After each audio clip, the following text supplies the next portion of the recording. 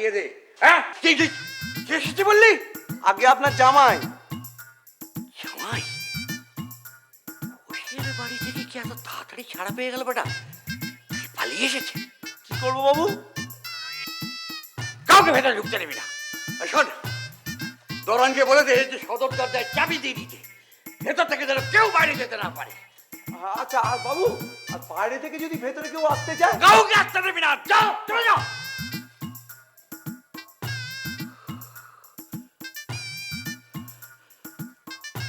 দেখেছো কি কাণ্ড? ওষের বাড়িতে ডাকাতি হয়েছে, এখন যদি আমার বাড়িতে ডাকাতি হয়, উহ, কি বারণে কি অলক্ষণে মুখ রে বাবা। নিশ্চয়ই 32 পাটি দাঁত আছে। তবে আমার নাম মহেন্দ্র বন্দ্যোপাধ্যায়। বাবা, ঘুঘু দেখাচ্ছ, চাঁদ ফাঁদ দেখনি।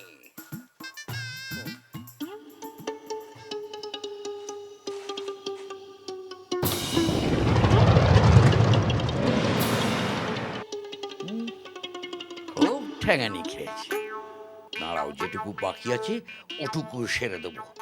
2 পা ভেঙে ওই লটে তোমার বগলে না ধরিয়ে দিত আমার নাম।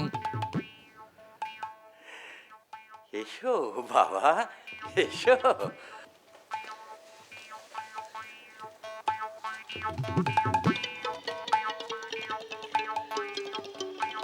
ওদের কি ঘটা, ও যে আমি ভুলছি না চাঁদ। থাক বাবা, থাক থাক থাক থাক থাক থাক।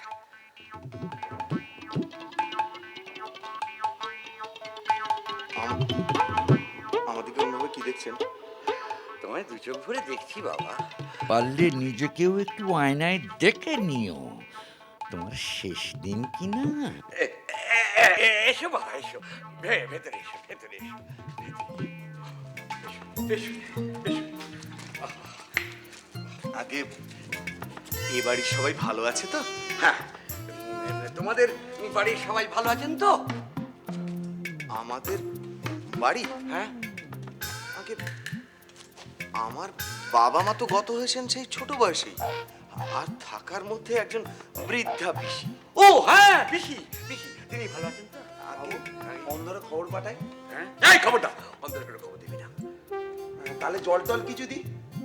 একটু বিষ মিশিয়ে আগে ইদাম একটু বিষ মিশ ওই জলেতে একটু বেশি করে চিনিয়ে দিয়ে দিবি। শরবত তো? হ্যাঁ। তা আমি এক্ষুনি দিচ্ছি। যা। কি দেখছো সোনা চাঁদ, এ ঘরে কিচ্ছুটি পাবে না।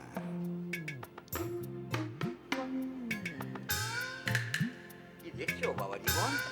না মানে, সরোজ কেমন আছে?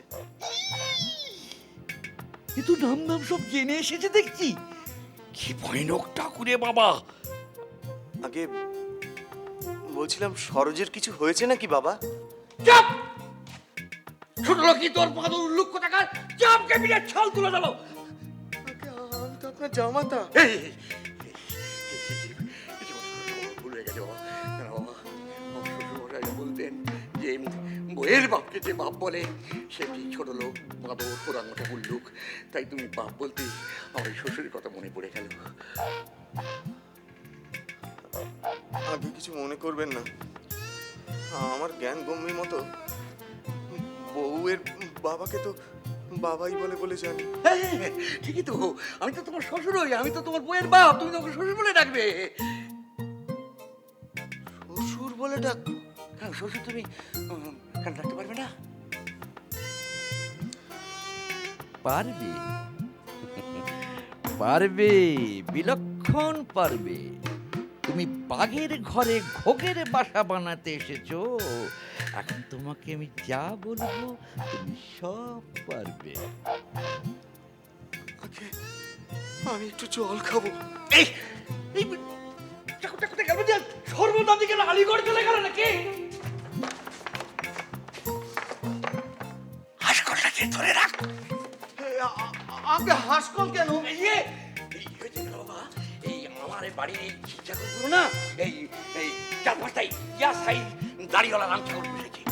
তারা এই ঘরের মধ্যে ঢুকে না, ওই লরি পট্টি পর সব খেয়ে দিয়ে হেঁকে মুটে কান্নে করে না। এই তো সকালবেলায় আমি এতখানিটা ছাগলের নাভি পরিষ্কার করছি। এটা কি বাবা জীবন? এটা বন্ধু, তুমি এইসব বাইরে ফেলে রেখেছো? আসলে আমার শিকার করার তো বড্ড শখ, তাই ভাবলাম পশ্চিমে আসছি, যাই বন্দুকটা নিয়ে যাই, কিছু যদি শিকার করা যায়। না না না না, এইসব জিনিস তুমি বাইরে রেখে দিও না। এই ছেলে ছোটরা দল এগুলো হুজু চুরি করে দাও। না তুমি না, আমাকে ও কিছু হবে না না, আমি দেখে না না, ও কিছু না না, আমি দেখে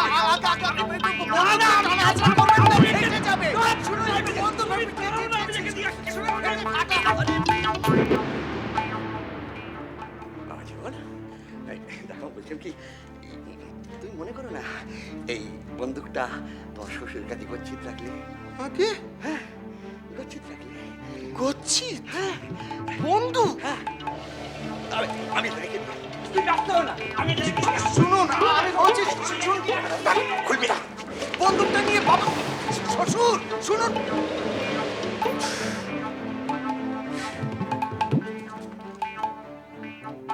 দেখেছো ফাঁকতে করে চাঁদ, এবার তোমায় আমি ফাঁক দেখিয়ে চাঁদ।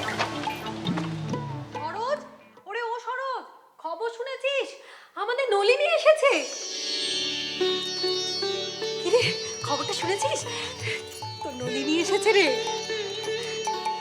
ও মা, হা করে কি দেখছিস না মুখ করে? তিনি যে এসেছেন। তুমি সত্যি কথা বলছো তো দিদি? রসিকতা করছো না? মোলো, তোকে এতদিন ধরে আমি চোখের উপর জ্বলে পুড়ে মরতে দেখেও রসিকতা করবো?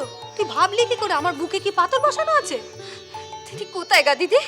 ওই তো নিচে বাবার আপিস ঘরে বাবার সঙ্গে কথা কইছেন তো। তিনি উপরে আসবেন না? আরে বাবা, এই তো সবে এলেন, রাস্তার কত ধকল, এখনই আসবে। তুই কি এখনই স্বামী সোহাগ খাবি নাকি? যা, তুমি ভারী অসভ্য অসভ্য কথা বলে দিদি। যাও, আমি তোমার সাথে কথাই কইব না। আবার নকশা হচ্ছে, আমি তো বুঝি না। তাকে একটিবার চোখের দেখা দেখার জন্য তো একেবারে জ্বলে মরছিস। কিরে, যাবি নাকি একবার নিচে? টুক করে দেখে পালিয়ে আসবো।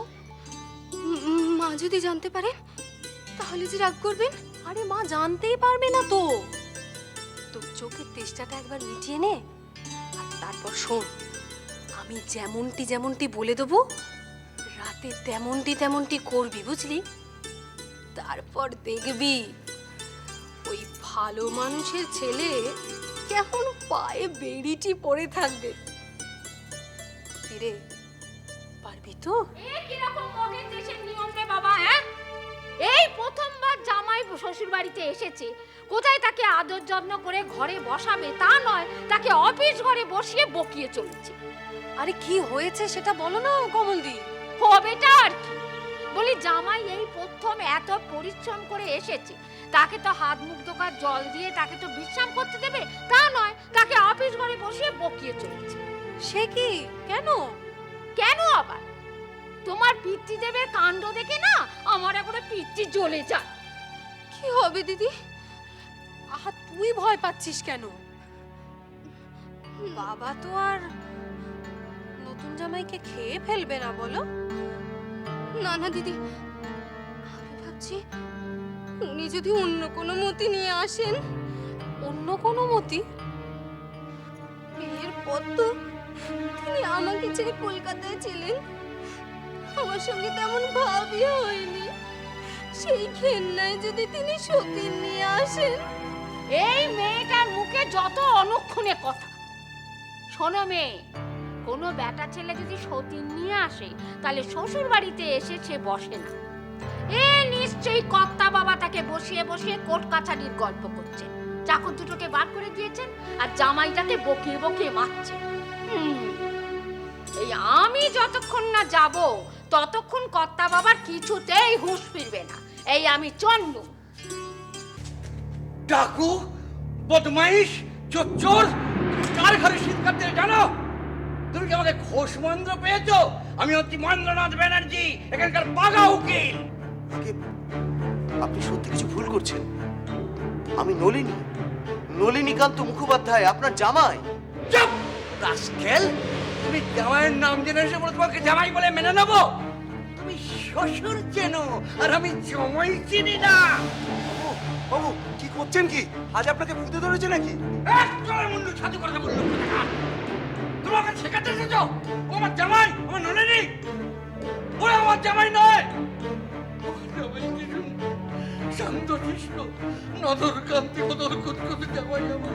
আমি এখানে কোথাও ডাক হয়েছে এখন জামাই বলে পরিচয় দিচ্ছে, তাকে আমাকে খাতির করে আপ্যায়ন করতে হবে। আগে শুনুন, আপনি বিশ্বাস করুন। আচ্ছা বেশ, আপনি আপনার মেজো মেয়ে কুঞ্জবালাকে ডাকুন, সে বিলক্ষণ আমায় চিনতে পারবে।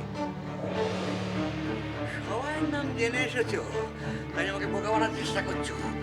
এবার নিজের নাম আর বাবার নামটা মনে করো, তোমার বাবার নামটা আমি ভুলিয়ে ছাড়বো। এই, কে আছিস? পুলিশ চৌকিতে খবর দে।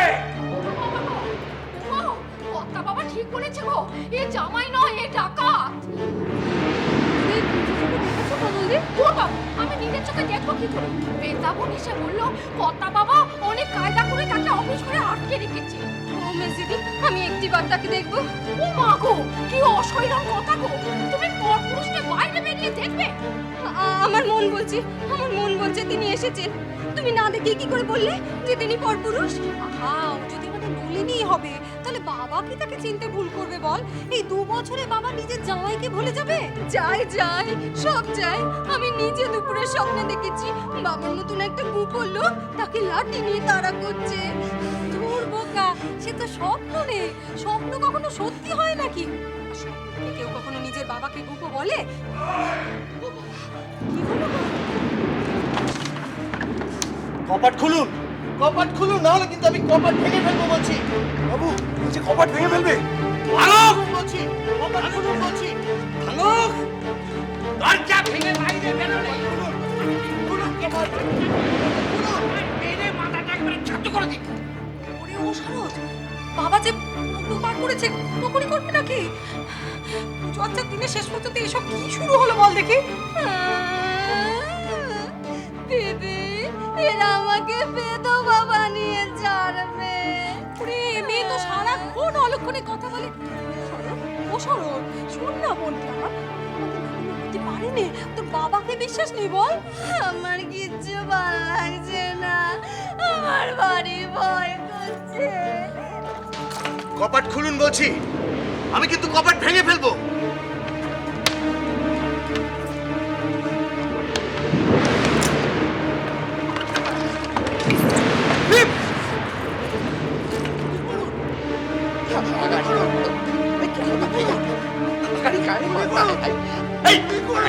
বাবু গুলি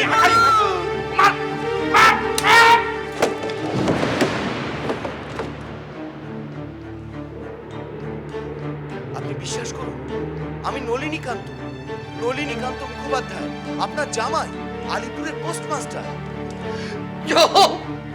তুমি বেরো আমার বাড়ি থেকে।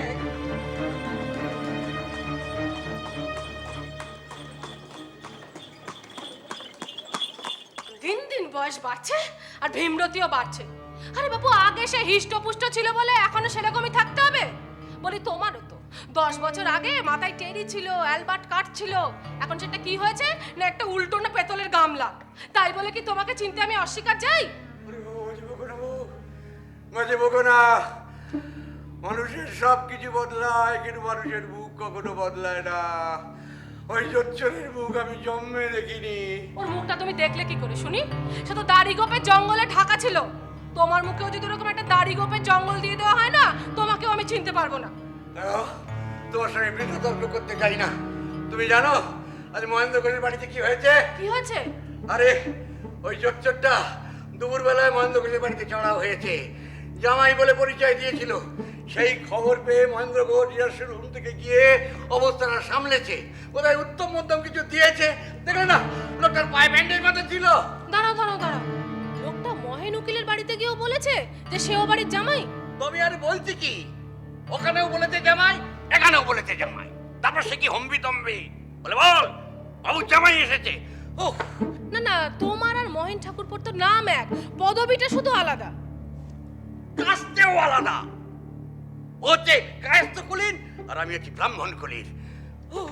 আরে বাপু, সে তো নামের ভুলে সে তো ওদের বাড়িতে গিয়ে উঠতে পারে, তারপরে আবার ঠিক বুঝতে পারে আমাদের বাড়িতে হয়তো এসেছিল।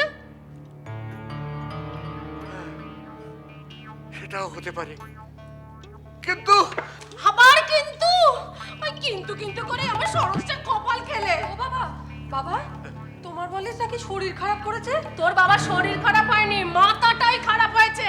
আরে মাথার গন্ডগোল নয়, একটা সন্ধ্যা গন্ডা লোক হাতে লাঠি বন্দুক নিয়ে বাড়ির মধ্যে ঢুকে পড়েছে। তা তুই বল বন্ধু, সে যদি আসতো, সেটার খবর দিয়ে আসতো, আমি তো স্টেশনে লোক পাঠাতাম। ও কিছুতেই নলিনী হতে পারে না, ও জোচ্চোর জোচ্চোর। আর জোচ্চর জোচ্চর বলে কানের মাথা খাবে না, এই তোমাকে বলে দিচ্ছি। আরে বাপু, ওর আসতে পারে না একথা তোমাকে কে বললো? সে তো সরোজকে চিঠি লিখেইছিল যে পুজোর সময় আসতে পারে। হ্যাঁ, তবে কবে আসতে পারে সে কথাটা লেখেনি। না গো মা, ও আমাদের নলিনী নয়, আমি নিজে দেখেছি। দেখেছিস? কোথায়? কোথা থেকে দেখলি তুই? আমি তো তখন ওই সরোজের ঘরে ছিলুম গো, ওই যখন গোল বাঁধলো আমি পরিষ্কার দেখেছি। নলিনী আমাদের ননির পুতুলটি ছিল। এই তো কাঠখোট্টা, একেবারে কাশির ঘাটের পালোয়ান। বোঝা বোঝা, তোর মাকে ভালো করে বোঝা, ঝোড়া কোদাল দিয়ে বোঝা। উফ, এই চলে বাতাস কর। ও বাবা, মায়ের কি দোষ? মা তো সেইবার সেই বিয়ের সময় একটিবার দেখেছিল, তাও তখন এক হাত ঘোমটা ছিল। কি করে বুঝবে বলো তো? বাবু ঘোষবাড়ি থেকে এই চিঠিটা দিয়ে গেছে। হ্যাঁ, তোর বাড়ি থেকে চিঠি পাঠিয়েছে? ওই, ওটা কি আবার ও বাড়ি থেকেও চড়া হলো নাকি? এদিকে দেখি চিঠি দেখি। মা, আমি ভেতরে যাচ্ছি। ভাই মহেন্দ্র, আজ আমাকে মহা পাপের হাত থেকে তোমার জামাতা রক্ষা করিয়াছে। কিছুমাত্র বিলম্ব হইলে কি যে অনর্থ বাঁধিত। রিহার্সাল থেকে ডাকাতের প্রতি প্রচণ্ড ক্ষোভ নিয়ে বাড়িতে পৌঁছাইয়া দেখি নিপাট ভদ্র ডাকাতটি প্রকৃতপক্ষে তোমার জামাই। আশা করি ইতিমধ্যেই তোমরা সেই কাহিনী আদ্যপান্ত শুনিয়া থাকিবে। তার প্রতি আমি যে আচরণ করিয়াছি তার জন্য তোমার কাছে ক্ষমা প্রার্থী। আর এই অন্যায় আচরণের গুরুভার সামান্য লাঘব করার আশায় তোমার কাছে আমার বিশেষ অনুরোধ, আগামী মহা অষ্টমীর দিন সপরিবারে মধ্যাহ্ন ভোজনের নিমন্ত্রণ রইল। নলিনী বাবা জীবনকেও সঙ্গে আনিবে। You will be my special guest on that day. আর কি লিখিব?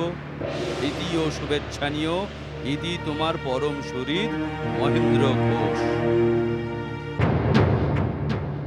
মা, বাবু অজ্ঞান হয়ে গেছে। জল নিয়ে আয়। নো জল, নলিনী